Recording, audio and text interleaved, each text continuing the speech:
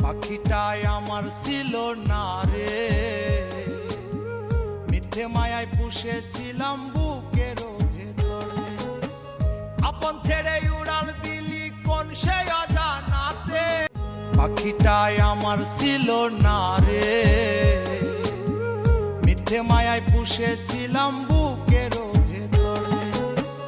আপন ছেড়ে উড়াল দিলি কোন সে অজানাতে, ভুলতে তোরে কষ্ট লাগে কলিজার ভিতরে। পাখিটাই আমার ছিল না রে, মিথ্যে মায়ায় পুষেছিলাম বুকের ভেতরে। হ্যালো, আসসালামু আলাইকুম ভিউয়ার্স।